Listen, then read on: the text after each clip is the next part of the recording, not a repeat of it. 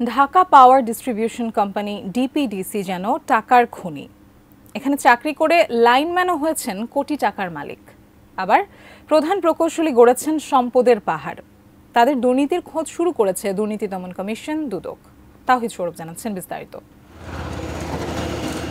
Dhaka power distribution company ডিপিডিসির বাসাবো ডিভিশনে 2008 সালে lineman হিসেবে যোগ দেন জসিমউদ্দিন। এরপরই তার ভাগ্যের চাকা ঘুরে যায়। উপরমহলকে ম্যানেজ করে এখন তিনি প্রতিষ্ঠানটির অ্যাকাউন্ট বিভাগের কর্মচারী। ডিপিডিসির শ্রমিক কর্মচারী লীগের প্রভাবশালী এই নেতা কোটি কোটি টাকার মালিক হয়েছেন। তার সম্পদের খোঁজ শুরু করেছে দুর্নীতি দমন কমিশন দুদক। অভিযোগে বলা হয়েছে, রিয়েল এস্টেট কোম্পানির মালিক হয়েছেন জসিমউদ্দিন। তার চলমান প্রকল্পগুলোর মধ্যে উত্তরা নন্দীপাড়ায় রসুলবাগে 20 কাঠার প্লট, এরই মধ্যে 5 তলা পর্যন্ত নির্মাণ হয়েছে। মাদারটেকের নন্দীপাড়ায়ও তিনি 20 থেকে 25 কাঠার উপরে ভবন নির্মাণ করছেন।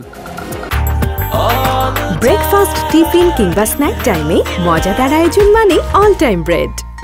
ডিপিডিসির সাবেক প্রধান প্রকৌশলী বেলায়েত হোসেন কোটি নয়, তিনি মালিক হয়েছেন শত কোটি টাকার। এমন অভিযোগ পেয়ে তার ও তার পরিবারের সম্পদের খোঁজ শুরু করেছে দুদক। অভিযোগে বলা হয়েছে, তিনি বেশিরভাগ টাকা বিনিয়োগ করেছেন জমি কেনায়।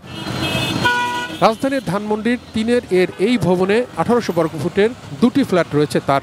আয়কর নথিতে যার মূল্য কম দেখানো হয়েছে। খিলগাঁও, আফতাবনগর, ডেমরা, আশুলিয়া, কেরানীগঞ্জ এবং গাজীপুরে নামে বেনামে 100 বিঘা জমি কেনার পাশাপাশি কোটি টাকার সঞ্চয়পত্রের কথা বলা হয়েছে অভিযোগে। লাইনম্যান 100 কোটি টাকার মালিক, এই শব্দটা বলাটাই তো অস্বাভাবিক।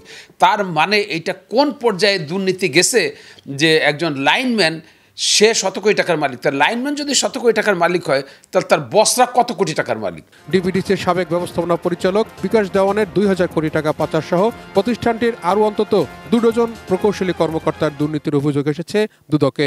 সত্যতা খতিয়ে দেখার দাবি জানিয়েছে দুর্নীতি বিরোধী জাতীয় নাগরিক কমিটি। দ্রুততর সময়ের মধ্যে ডিপিডিসির প্রকৃত অপরাধী যারা অর্থ আত্মসাৎ করেছে, দুর্নীতি করেছে, জনগণের ট্যাক্সের টাকা মেরে খেয়েছে, দেশকে রসাতলে দিয়েছে, অর্থনীতি ধ্বংস করেছে, তাদেরকে অনতিবিলম্বে দুদক কর্তৃক তদন্ত করে এই ডিপিডিসির A to Z সবাইকে শাস্তির আওতায় আনতে হবে। ডিপিডিসির বেশ কয়েকজন প্রকৌশলী কর্মকর্তার অবৈধ সম্পদ পেয়ে এরই মধ্যে মামলা করেছে দুদক। তাওহিদ সৌরভ, ATN নিউজ, ঢাকা।